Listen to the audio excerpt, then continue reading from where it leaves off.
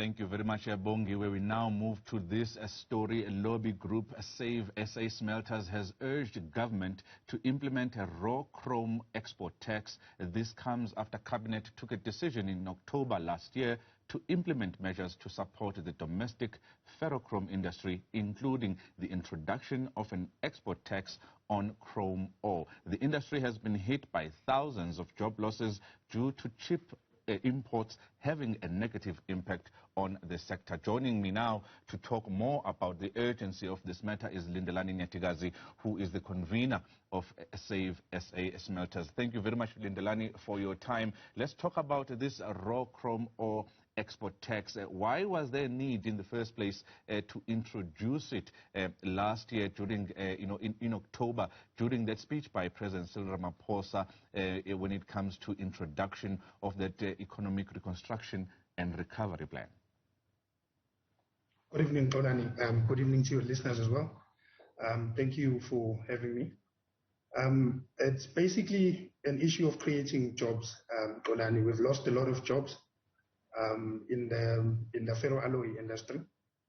Yet we have the biggest ore reserves, chrome ore reserves in the world. China is employing a lot of people in the ferrochrome industry, so we're trying to get those jobs back to South Africa. I think the government realized that we've lost a lot of jobs to China, although we have the ore in South Africa. So they were putting a countermeasure in place. Lindelani, South Africa used to be #1 in the world when it comes to the production of, alloy. And, as members of Save SA Smelters say the sector is bleeding thousands of jobs. Give us a picture of how the landscape is changing in that regard as this tax is yet to be implemented. Xolani, just to give you a small picture, there's a smelter which is in Krugersdorp, which is called Afarak, which is run by Afarak, owned by Afarak. I think it's the known name is Mohale Alloys. That smelter is closed down. That used to be a ferrochrome smelter. I think over 500 direct jobs were affected, and there's also a lot of contractors from Krugersdorp and surrounding areas that obviously lost income. If you look at Machado Dorp, there was a smelter there which is owned by African Rainbow Minerals, which was closed a few years back. If you look at Newcastle, there's a smelter that was closed, which was called Silicon Technologies. So the list goes on and on. There's several furnaces that are not running within some of the plants that are running. So plants are running at half capacity, less than half the potential capacity. Lindelani, I'm sure you're constantly engaging with the government, and I'm also sure that there is an interministerial team which involves the Department of Trade and Industry on one hand, National Treasury on the other, and the Department of Minerals and Energy on the other hand. What has been the response to those engagements as to why this tax is yet to be implemented? What has been identified as the stumbling block in terms of the departments or the government departments is Treasury. We've had several meetings with the Department of Minerals and Energy, and they've pointed out that they're in support of the chrome ore export tax. We've had discussions with trade and industry. They've also pointed out that these are some of the initiatives that are actually coming from trade and industry. To actually try and save jobs. But the biggest delay is coming from Treasury in implementing these initiatives. One would think that, Lindelani, there would be some retaliation of sorts from the market with the less demand for chrome, possibly if the tax is imposed. Are you not concerned about that possibility, or there are mitigating factors at play that will make the sector rise to its, historic heights that we've seen before? Obviously, with the loss of opportunity in the ferrochrome industry or the ferroalloy industry, there's been a boom in the call it the byproduct selling of chrome ore, because the Chinese furnaces are targeting the byproduct of chrome ore. So those people have seen very good sales and these are the people that are mainly platinum producers. So they've seen very good sales in the last, let's say, year to 5 years of chrome ore, which is a byproduct on their side. So there's no costs that are associated with that product. And so for them, it's just money for jam, in the absence of a better word. So yes, there is some opposition, but we must remember that these are not the primary chrome miners. These are primary platinum miners or platinum group metal miners who have chrome ore as a byproduct. And obviously they're opposing this because it will have an impact on their sales for chrome ore.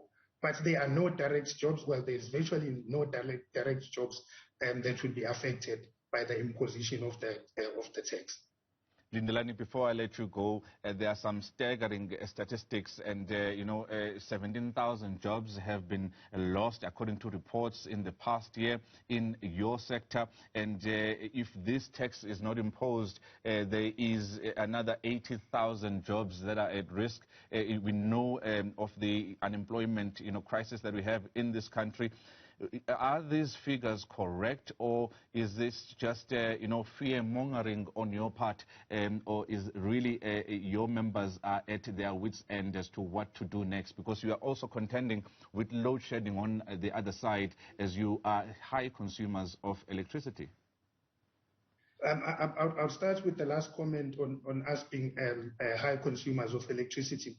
There's an opportunity that has been given by the announcement that was made by our president in the last few weeks about the embedded power generation going to up to 100 megawatts. So there is an opportunity to have internal power generation for the smelters. But in order for people to invest in such projects, those people need to make sure that the market is sustainable for the primary plant, which is the ferrochrome plant, or any other ferroalloy plant.